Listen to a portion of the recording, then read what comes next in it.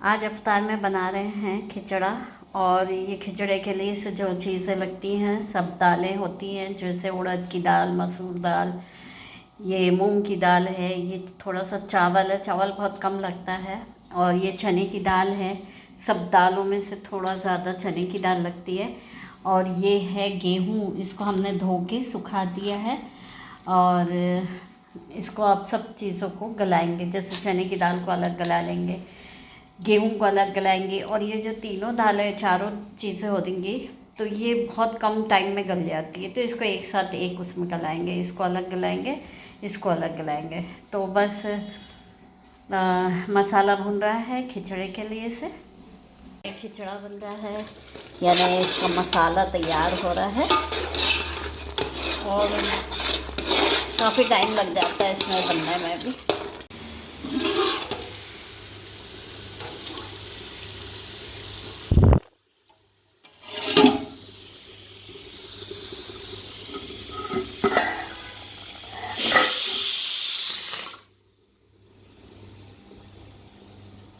तो देखिए ये खिचड़ा बन चुका था और सब जगह बाँट भी दिया था, और वहाँ से अवतार आई थी जिनके यहाँ गया था। तो ये अवतार है, और ये हमारे घर का जो बचा बना था खिचड़ा, और ये मटन कौरमा। तो मटन कौरमा ऊपर से डाल के खाओ, काफ़ी टेस्टी लगता है खिचड़ा। और ये था कौरमा, ये इतना बचा है, और ये है खिचड़ा। सब जगह बट गया है और बस अब इतना बचा है। और ये ज़ूबी है, इसको डॉक्टर के पास ले जाना है, क्योंकि इसके जो बाल है काफ़ी झड़ रहे हैं, तो सोचा कि दिखा देते हैं। तो उसको पता है कि बास्केट में बैठूंगी तो मेरे को कहीं ले जाके छोड़ देते हैं, जैसे छोड़ के हम लोग कहीं बाहर जाते हैं, तो इस वजह से नहीं बैठूंगी कह रही है। और आ गए थे हम लोग हॉस्पिटल डॉक्टर के पास। ये देखिए आज ये किचन के डब्बे निकाले हैं धोने के लिए से, तो इसको सबको खाली कर लेंगे, क्योंकि वैसे पोंछ पोंछ के तो कई बार रख लिया गया, लेकिन अब इसको अच्छे से सफाई कर लेंगे और ये इस चीज़ों में खाली कर लेंगे। तो बस अभी टाइम है, तो हमने कहा कि बाई जा चुकी है काम करके। जैसे कुछ डब्बे हैं जो ज़्यादा यूज़ नहीं होते तो साफ़ है, तो इसको ऐसे ही रहने देंगे ये। और जो बहुत ज़्यादा इस्तेमाल होते हैं जो साफ़ नहीं हुए उसको धो लेंगे। अभी इनके ढक्कन को धो लेंगे साथ ही साथ, तो साफ दिखेगा। जैसे ये पत्ती का भी डब्बा धुल चुका था, लेकिन इसका ढक्कन थोड़ा गंदा सा लग रहा है। और ये दूसरे दिन का है। ये हम डब्बे जो शक्कर पत्ती सारी चीज़ों के जो होते हैं वो डब्बे थे अलमारी में रखे थे, तो हमने कहा कि आज इसको धो लेते हैं, क्योंकि ये इसकी धुलाई भरनी हुई थी। बाकी तो किचन का ज़्यादा से ज़्यादा काम तो हो चुका है, और बस ये साफ़ करने थे। तो हमने कहा चले आज इसको खाली करके हमने कहा कि धो लेते हैं। और काफ़ी अच्छे से धुल भी गया। बाई को धोते होते अच्छे से सफाई मन नहीं पसंद आता कि साफ़ हुआ, तो इसलिए अपने हाथ से साफ़ करेंगे तो लगेगा कि हाँ साफ़ हो गए डब्बे। इस वजह से हमने अपने हाथों से साफ़ किया, और काफ़ी अच्छे से हो गई सफाई इसकी भी। और अब इसके जो भी सामान हमने खाली करके रखे थे, अब आज इसको जो है धो के ऐसे ही रख देंगे। जब ये सूखेगा तभी इसको फिर इसके जितने भी सामान है सब फिर भरेंगे। तो बस इसी तरह से धीरे धीरे काम किचन का हमारा होता भी जा रहा है, और काफ़ी काम हो गया। मतलब ऐसा है कि अब शायद ही कोई काम बचा होगा किचन का, क्योंकि किचन का भी बहुत ज़्यादा काम हो जाता है।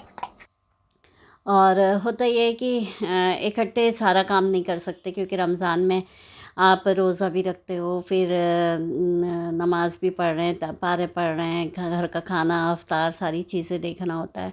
तो इस वजह से जितना भी है थोड़ा थोड़ा कर लो, वो सही रहता है। तो बस हम इसी तरह से सारे काम कर रहे हैं, और काफ़ी सारा काम पूरा निपट भी गया। और फिर अकेले होने की वजह से ये सब चीज़ें भी हो जाती है कि इकट्ठे नहीं कर सकते। तो हाँ, सारे समझे सब चीज़ें भी धुल गई थी, और काफ़ी सुकून भी मिलता है कि आपके जितने भी काम होते जाते हैं तो ऐसा लगता है कि चले हमारा अब ये भी काम हो गया, ये भी काम हो गया। जो थोड़े बहुत है तो उसमें फिर टेंशन सा भी नहीं लगता, नहीं तो बहुत ज़्यादा काम होता है और कोई काम नहीं हो पाता तो फिर बहुत ज़्यादा टेंशन लगता है। तो बस इसी तरह से हमारा भी ये जो सारे ढक्कन भी थे तो काफ़ी अच्छे से धुल गए। गर्मी भी बढ़ते जा रही है, 3-4 दिन से गर्मी रोज़ रोज़ थोड़ी थोड़ी बढ़ते गई है, और फिर किचन में काम करने में भी ज़्यादा बहुत मुश्किल हो जाती है। और बस इसी तरह से चल रहा है। और हम लोग का तो ये है कि एसी चालू भी हो गया, हम लोग रात में तो एसी में ही सोते हैं। और दिन में तो फिर ये है कि फ़ैन से काम चल जा रहा है अभी, और आगे तो बहुत मुश्किल हो जाता है कि फिर फ़ैन से भी काम नहीं चलता, क्योंकि फ़ैन में गर्म हवा बहुत ज़्यादा आने लगती है। देखिए आज बना रहे हैं अफ्तार में आलू भुंडा। तो ये आलू को बॉईल कर लिया था और इसको छील के रख मैश कर लिया अच्छी तरह से, और इसमें डालेंगे नमक और अजवाइन, और ये कटा हरा धनिया और हरी मिर्च, और इसमें हल्दी मिर्ची डाल देंगे थोड़ी थोड़ी। फिर इसको अच्छी तरह से मैश कर लेंगे।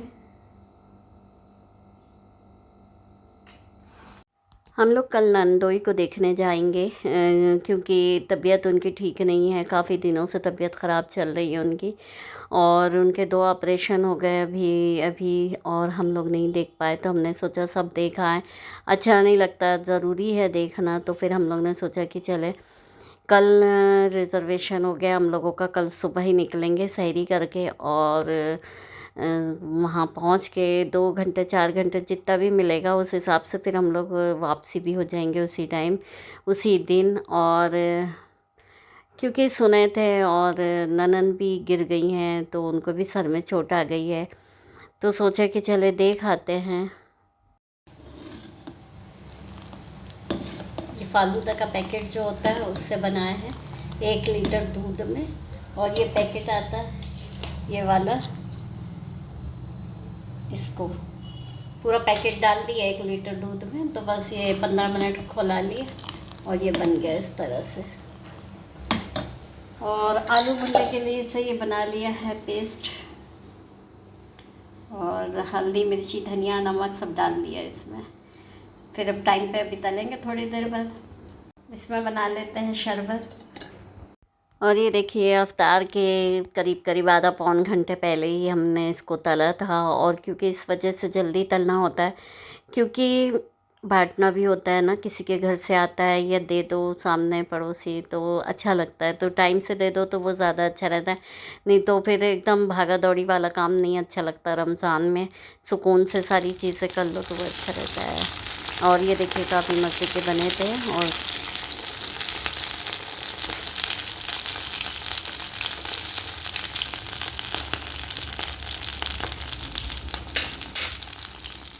देखिए फिर हम लोग सुबह सुबह सहरी करके 6 बजे घर से निकले, और 6:45 के अंदर हम लोग आधा घंटा करीब लगा और हम लोग पहुंच गए। फिर यहाँ एक्टिवा में आए थे, क्योंकि हम लोगों को पार्किंग करना था गाड़ी। और फिर ये जो स्टेशन है ये इतवारी स्टेशन है, पहले ये अभी 4 महीने पहले इसकी हालत बहुत ज़्यादा ख़राब थी स्टेशन की, काम चल रहा था, लेकिन अब काफ़ी अच्छा काम हो गया है, तो पूरी बहुत अच्छा लगने लगा ये स्टेशन।